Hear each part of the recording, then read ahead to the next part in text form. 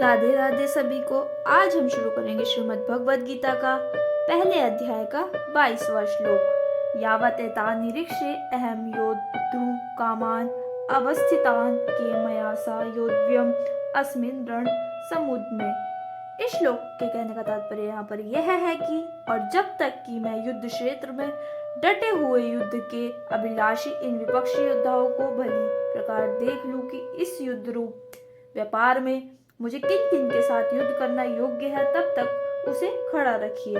इस श्लोक का यहाँ पर यह कहने का अर्थ है, अर्जुन भगवान श्री कृष्ण से कह रहे हैं कि आप मेरे रथ को दोनों सेनाओं के बीच में ले जाकर ऐसे उपयुक्त स्थान पर और इतने समय तक खड़ा रखिए जहां से और जितने समय से मैं युद्ध के लिए सज धज कर खड़े हुए समस्त योद्धाओं को भली भांति देख सकूं। ऐसा करके मैं यह जानना चाहता हूं कि इस रणोत्सव में युद्ध के विकट प्रसंग में स्वयं मुझको किन किन वीरों के साथ लड़ना होगा। श्लोक युतस्य माननं अवेक्ष्य अहम ये एते अत्र समागतः धातराष्ट्रस्य दुर्बुद्धे युद्धे प्रयाचिकित शर्वः।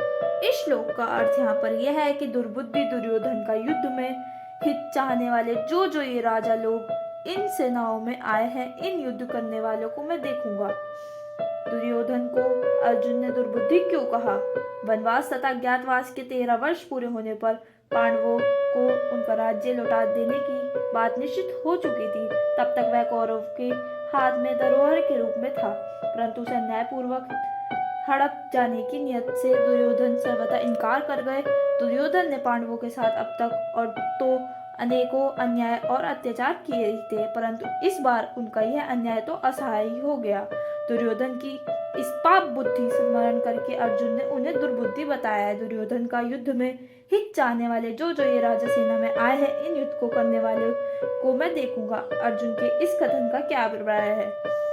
अर्जुन के इस कथन का अभिप्राय यह है कि अर्जुन इस प्रकार कहने पर यह कहना चाहते हैं कि अर्जुन इसमें यह भाव प्रतीत होता है कि पाप बुद्धि दुर्योधन का अन्याय और अत्याचार सारे जगत में प्रत्यक्ष प्रकट है, तो भी उसका हित करने की इच्छा से उसकी सहायता करने के लिए ये राजा लोग यहाँ इकट्ठे हुए हैं। इससे मालूम होता है कि इनकी भी बुद्धि दुर्योधन की बुद्धि के समान ही दुष्ट हो गई है। तभी तो ये सब अन्याय का खुला समर्थन करने के लिए आकर जुटे हैं और अपनी शान दिखाकर उसकी पीठ ठोक रहे हैं तथा इस प्रकार उसका हित करने जाकर वास्तव में उसका हित कर रहे हैं। अपने को बड़ा बलवान मानकर और युद्ध के लिए उत्सुक होकर खड़े हुए इन सबको मैं जरा देखूं तो सही कि ये कौन कौन है, और फिर युद्ध स्थल में भी देखूं कि ये कितने बड़े वीर हैं और इन्हें अन्याय तथा अधर्म का पक्ष लेने का मजा चखाऊं।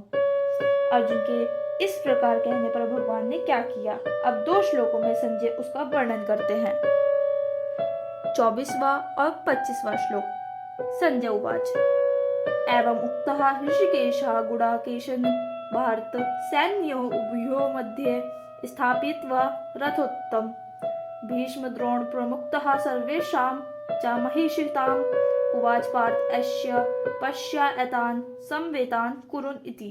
इस श्लोक का अर्थ यहाँ पर यह है कि संजय ने बोला, हे धृतराष्ट्र, अर्जुन द्वारा इस प्रकार कहे हुए महाराज श्री कृष्णचंद्र ने दोनों सेनाओं के बीच में भीष्म और द्रोणाचार्य के सामने तथा संपूर्ण राजाओं के सामने उत्तम रथ को खड़ा करके इस प्रकार कहा कि हे पार्थ, युद्ध के लिए जुटे हुए इन कौरवों को देख।